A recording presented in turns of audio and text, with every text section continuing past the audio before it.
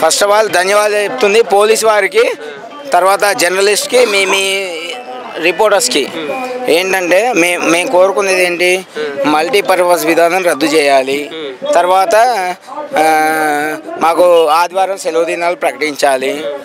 Next ఇంకోటి ఏంటంటే మా పట్ల చేస్తున్నటువంటి దురాగతాలు ఏవైతే ఉన్నాయో, దురాగతాలు ఏంటంటే ఇప్పుడు మాకు జీతాలు ఉన్నాయి. మాకు 9,500 జీతం ఉంది అన్ని పంచాయతీలకి.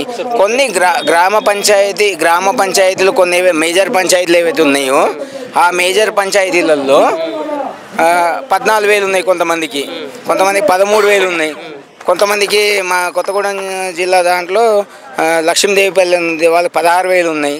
మా వర్కర్లకి 10,500 ఉన్నాయి. ఇది మా భద్రాచలం సారపాక భద్రాచలం దాంట్లో. ఎందుకంటే వాళ్ళ మేజర్ పంచాయతీ ఐటీసీ ఒకటి ఉంది, రామాలయం ఉంది కాబట్టి ఇస్తున్నారు. కానీ దీన్ని పరిగణనలో తీసుకోకుండా ఎన్ని రోజుల నుండి సంవత్సరం నుండి తీసుకుంటున్నాం ఆ శాలరీస్. కానీ రేవంత్ రెడ్డి గారు ఏం చెప్పారట అంటే మాకు తెలియదు, మాకు పై అధికారులు చెప్పిన విషయం ప్రకారం రేవంత్ రెడ్డి గారు ఏం చెప్పారట, 9,500 రూపాయలే గ్రామ పంచాయతీకి చెల్లించాలి అని అన్నప్పటి నుంచి మాకు ఇంతవరకు జీతాలు పడలేదండి. మాది ఇది 3వ నెల.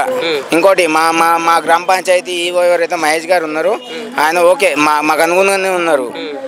విషయం ఏంటంటే ఇంకోటి ఈ 9,500 అనేది ఏంటి, మాకు జీతాలు వేయట్లే. ఇంకోటి ఆ జీతం ఏది ఉన్నా కూడా నెలకు పడట్లేదండి.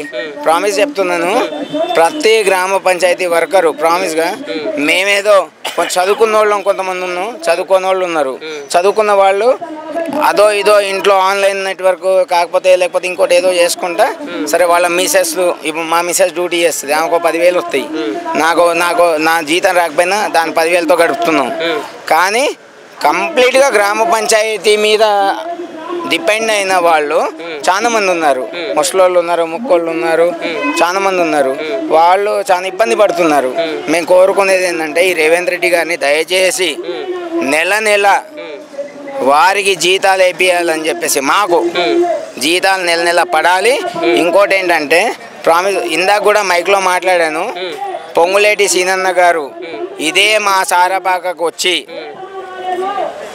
ఎలక్షన్స్కి ముందు 3 నెలల ముందు వస్తే మీలాగే ఈ మైక్ నా చేతిలో ఉంటే సీనన్న నాకు చాలా ఆయనకి నా మైక్ ఇచ్చి కారు ఆపితే గ్రామ పంచాయతీ సిబ్బంది టెంట్ దగ్గర ఉన్నారు. ఇప్పటికీ 35 రోజుల సమ్మె జరిగింది. నేను వాళ్ళతో మాట్లాడాలి అని చెప్పేసి ఆ కారు ఆపి అక్కడ ఆపితే ఆయనకి నేను మైక్ ఇచ్చాను. మైక్ ఇస్తే లోకల్ లీడర్తో మేమైతే అసలు ఏకీభవించామండి.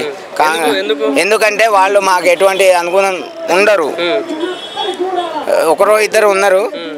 పొంగులేటి సీనన్న గారు మాతో ఏమన్నారంటే, పొంగులేటి సీనన్న గారు మేము గెలుస్తే 3 నెలల్లో మీకు 18,000 రూపాయలు జీతం మేము ఇప్పిస్తాము.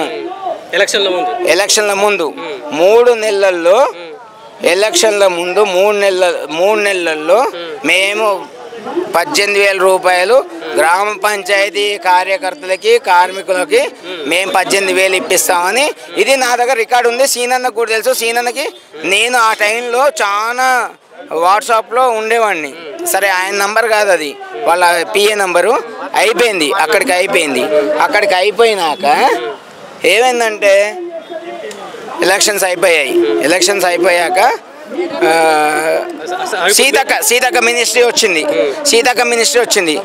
నా అక్కలు, చెల్లెళ్ళు, అన్నలు, తమ్ముళ్ళు వీళ్ళందరూ నేను నీలకంఠం శ్రీనివాసరాజు సార్పాక గ్రామ పంచాయతీ.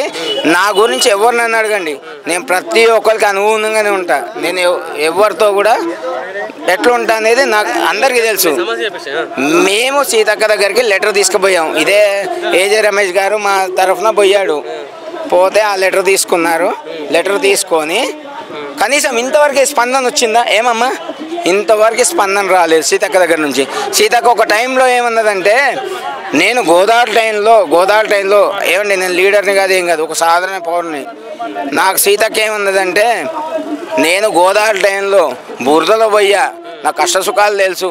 అట్లా అంటే అందరూ మా మగవాళ్ళు వదిలేయండి, ఆడవాళ్ళు సీతక్క పాపం ఏంటి అనేది మొత్తం ఆమెని పాపం అని చెప్పేసి పొంగులేటి శ్రీనివాసరెడ్డి గారు ఈరోజు చెప్తున్నా. ఆయన ఈరోజు ఖమ్మం కొత్తగూడెం జిల్లాలో గెలిచిందంటే కేవలం మా గ్రామ పంచాయతీ ఆశా వర్కర్లు వీళ్ళ వల్లనే ఆశా వర్కర్లు గ్రామ పంచాయతీ వర్కర్ల వల్ల. ఈరోజు చెప్తున్నాను, 27వ తారీఖు మేనిఫెస్టో ఉంది. 27వ తారీఖు మేనిఫెస్టో ఉంది. ఆ మేనిఫెస్టోలో ఒకవేళ మా గ్రామ పంచాయతీ ఆశా వర్కర్లు అందరి విషయంలో ఒకవేళ మేనిఫెస్టో రాలేదనుకోండి, నెక్స్ట్ దమ్ముంటే ధైర్యం ఉంటే నేను అంటున్నా, ధైర్యం ఉంటే సర్పంచ్ ఎలక్షన్స్ ఈ నెలాఖరికి పెట్టమనండి.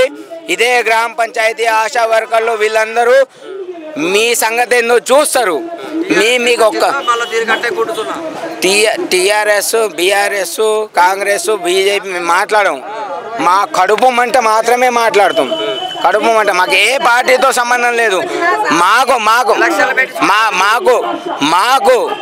మాకు న్యాయం చేస్తే మేము దేనికని తెగిస్తాం. మాకు న్యాయం చేస్తే మేము దేనికని తెగిస్తాం. బ్రదర్, మీకు కూడా తెలుసు మా బాధలు. ప్రతి అక్క, చెల్లి, తమ్ముడు అన్న వీళ్ళందరూ నిజంగా చెప్తున్నా, ప్రామిస్గా వాళ్ళ గుండెల మీద చేసుకొని చెప్పమనండి.